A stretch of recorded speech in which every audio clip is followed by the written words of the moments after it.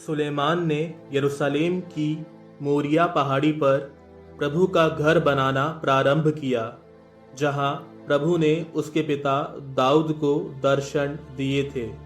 उस स्थान पर जिसे दाऊद ने निश्चित कर दिया था, अर्थात यबूसी ओरनान के खलिहान पर।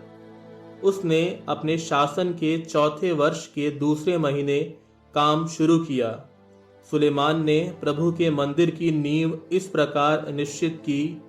पुरानी माप के अनुसार लंबाई 60 हाथ की थी और चौड़ाई 20 हाथ की।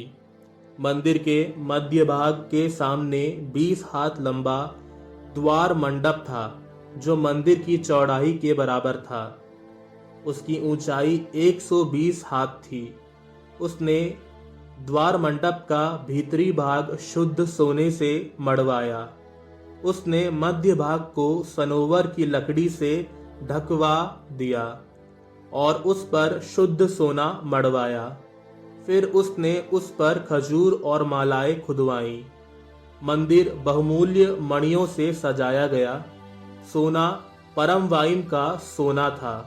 इस प्रकार उसने मंदिर, उसकी कड़ियों, देहलियों, दीवारों और उसके दरवाजों को सोने से मढ़वाया और दीवारों पर केरूब खुदवाए।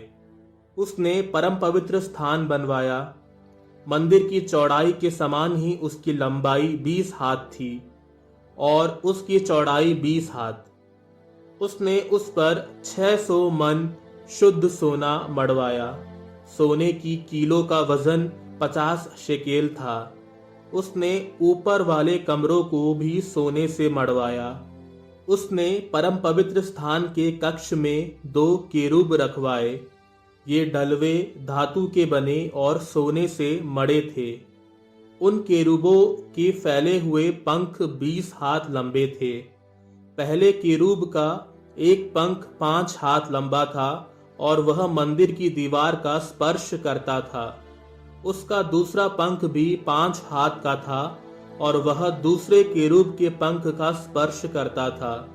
दूसरे केरूब का पंख भी 5 हाथ लंबा था और वह मंदिर की दीवार का स्पर्श करता था। उसका दूसरा पंख भी 5 हाथ लंबा था और पहले केरूब के पंख का स्पर्श करता था। उन केरूबों के पंखों की चौड़ाई कुल मिलाकर 20 हाथ थी।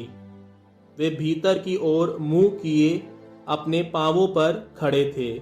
उसने बैंगनी, लाल और किरमिजी कपड़ों और छालटी से एक पर्दा बनवाया और उस पर केरूब कड़वाए। उसने घर के सामने 35 हाथ ऊंचे 2 खंबे बनवाए और प्रत्येक के ऊपर 5 हाथ का एक स्तंभ शीर्ष बनवाया। उसने मालाएं बनवाई और उन्हें खंभों के ऊपर रखा। फिर 100 अनार बनवा कर उन्हें उन मालाओं पर लगवाया। उसने उन खंभों को मंदिर के सामने खड़ा किया, एक को दाहिनी ओर और एक को बाईं ओर। उसने दाहिनी ओर वाले का नाम याकीन रखा और बाईं ओर वाले का नाम बोअज।